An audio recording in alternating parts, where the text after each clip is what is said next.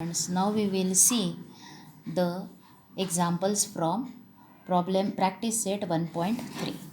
आता याच्यामध्ये तुम्हाला कंडिशनल स्टेटमेंट लिहायला विचारलेत.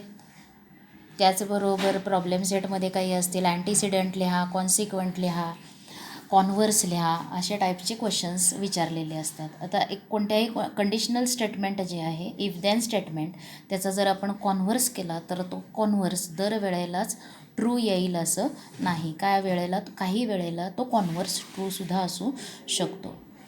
आता याच्यामध्ये तुम्हाला पहिलं write the following statements in if then form. If then फॉर्ममध्ये तुम्हाला स्टेटमेंट्स लिहायचे आहेत. The opposite angles of parallelogram are congruent.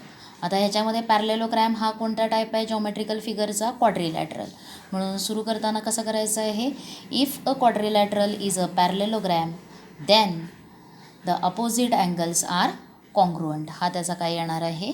If than conditional statement येणार आहे. त्याच्यानंतर सेकंड क्वेश्चन काय आहे? The diagonals of rectangle are congruent. आता रेक्टँगल हा सुद्धा काय आहे? क्वाड्रिलॅटरल आहे. म्हणून ह्याचं कंडिशनल स्टेटमेंट कसं लिहिणार? If a quadrilateral is rectangle then its diagonals are congruent.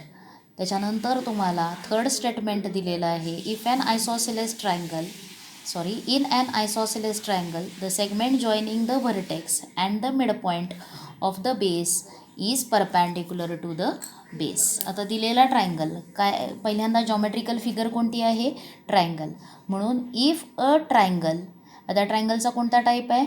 Isosceles triangle. म्हणून स्टेटमेंट कसं येणार आहे? Conditional statement if a triangle is isosceles then the segment joining the vertex and the midpoint of the base is perpendicular to the base. पहिल्यांदा isosceles triangle म्हणजे काय असतं?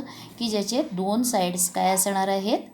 Congruent. Two sides are congruent. त्या ट्रायंगलला काय म्हटलेलं आहे? Isosceles triangle. आता इथे हा आयसोसेलेस ट्रायंगल आहेत. हे त्याच्या दोन साईड्स काय आहेत? कॉन्ग्रुअंट आहेत. मग द व्हर्टेक्स आता इथं कोणती सेगमेंट आहे? The segment joining the vertex. आता हा जो आहे हा ट्रायंगलचा काय असणार आहे? व्हर्टेक्स. आणि हा व्हर्टेक्स आणखीन बेसचा मिडपॉईंट. समजा या ट्रायंगलला तुम्ही नेम दिलं ABC, तर व्हर्टेक्स काय आहे? अँगल ए याला काय म्हटलं आहे? व्हर्टेक्स. आणखीन बेस कोणता आहे? BC. आणि त्याचा मिडपॉईंट जर M असेल तर हा व्हर्टेक्स ए आणखीन मिडपॉईंट M, बेसचा मिडपॉईंट जॉईन करणारी लाईन AM ही काय असणार आहे? बेसला परपॅन्डिक्युलर. असं हे स्टेटमेंट आहे. मग ह्याचं कंडिशनल स्टेटमेंट काय येणार आहे? If a triangle is isosceles then the segment joining the vertex and the midpoint of the base is perpendicular to the base असं येईल. आता तेच इथं लिहिलेले आहेत. ते नीट बघा कसं लिहिलेलं आहे.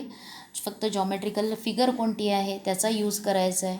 इथं पॅरलेलोग्रॅम आहे म्हणून आपण if a quadrilateral is parallelogram then its opposite angles are congruent. हे याचं काय झालं? Conditional statement.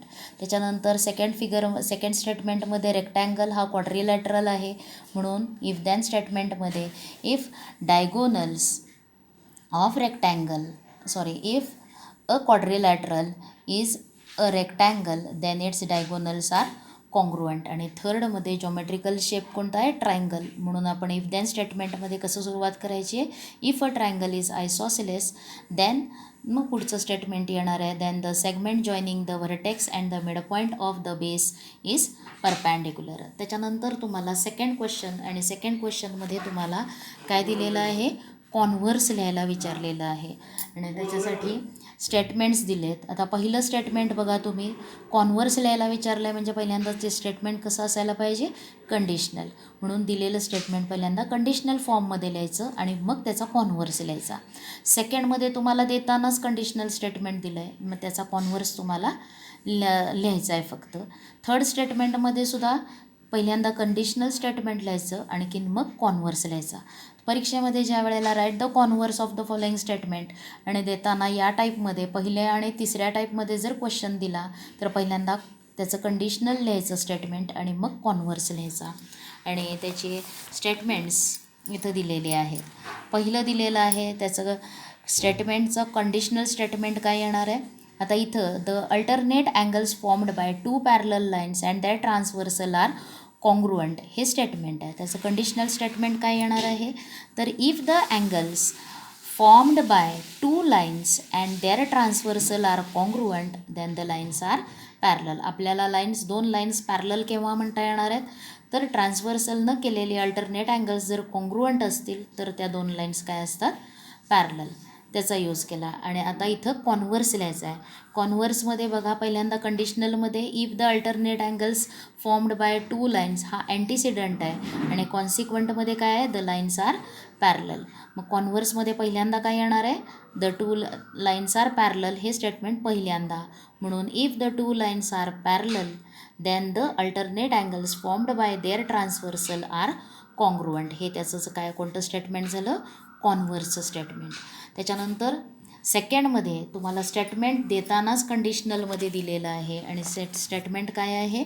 If a pair of interior angles made by transversal of 2 lines are supplementary then the lines are parallel. म्हणजे इथं दोन lines आणि ट्रान्सव्हर्सलनं तयार झालेले इंटिरियर अँगल्स ते बघायचं आहे. मग याच्यामध्ये कॉन्व्हर्स काय आहे. If the 2 lines are parallel then a pair of the interior angles made by a transversal are supplementary. म्हणजे if the 2 lines are parallel then the pairs of interior angles made by a transversal are supplementary हे असणार आहे. त्याच्यानंतर थर्डमध्ये देताना तुम्हाला statement दिलं आहे आणि ते स्टेटमेंट काय आहे. The diagonals of rectangle are congruent. Diagonals congruent असतील तर त्याचं कंडिशनल स्टेटमेंट पहिल्यांदा लिहायचं. If a quadrilateral is rectangle then its diagonals are congruent. आणि नंतर तुम्हाला कोणतं स्टेटमेंट लिहायचं आहे, त्याचं कॉन्व्हर्स. कॉन्व्हर्समध्ये पहिल्यांदा काय येणार आहे, डायगोनल्स आर कॉन्ग्रुअंट हा कंडिशनल स्टेटमेंटचा कॉन्सिक्वंट पहिल्यांदा येणार आहे आणि antecedent the quadrilateral is rectangle हा नंतर येणार आहे. म्हणून इफ द डायगोनल्स म्हणजे कॉन्व्हर्स काय येणार आहे. If the diagonals of a quadrilateral are congruent then it is a rectangle. हा एक्सरसाइज सॉल्व करा, रिवाईज करा आणि प्रॉब्लेम सेटमधले सम्स सॉल्व करण्याचा प्रयत्न करा. तो सॉल्व करायला तुम्हाला आले पाहिजेत आणि जर कुठले आले नाहीत तर विचारायचं काम करायचं आहे.